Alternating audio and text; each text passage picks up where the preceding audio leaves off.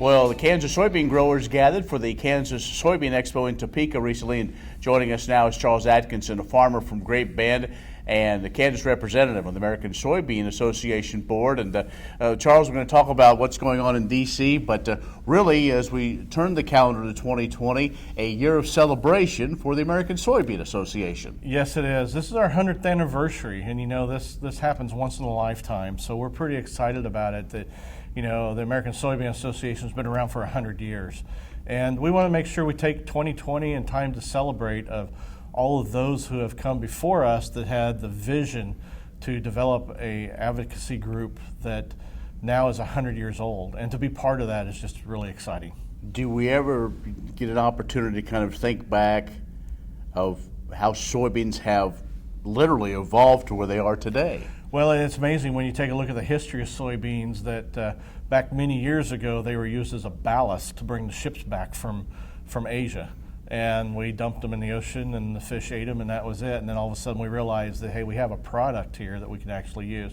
And it isn't interesting that as time has evolved, it became a ballast that the Chinese were sending us, that now we send the soybeans back to them. It is very, very interesting. Now, there's going to be a lot of celebrations throughout the year. Already been kind of a kickoff to the 100th year of the American Soybean Association. So, again, if folks are going to Commodity Classic, really a big celebration there as well. Big celebration. The Commodity Classic is kind of like our Daytona 500, basically. I mean, it's the big celebration for the year. Lots of activities, but this year we're focusing on the 100th anniversary. We have all of the past presidents that can make it coming down there. They're going to have a private celebration, and media is going to get to visit with them over what they did while they were presidents, 30, 40 years ago. And then we're going to have all of our awards at that time and have a really great kickoff as another kickoff or event celebrating 100 years.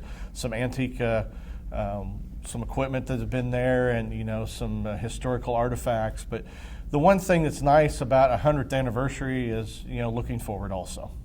And it is, and that's, I guess I'm one that always believes in order to know where you're going, you got to know where you came from. But exactly. The technology and the innovations taking place right now, you just look at your crystal ball 100 years from now and they'll go, look at the humble beginnings of where we are maybe even 100 years from now. Oh, definitely. And, we think about all the technology we have now, what we're doing, but, what's going to happen.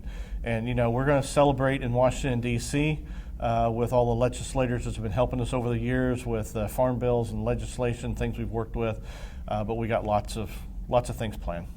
And you're actually chairing this whole big thing, aren't you? We're chairing the whole thing. It's kind of exciting. What's exciting to me is when we go to Camdenton, Indiana, where ASA began. We're going back to Soyland, where the Fouts brothers started ASA. We're going to do a historical marker, look at some legacy soybean plots, work with Purdue University on a symposium to look in the future. Exciting year.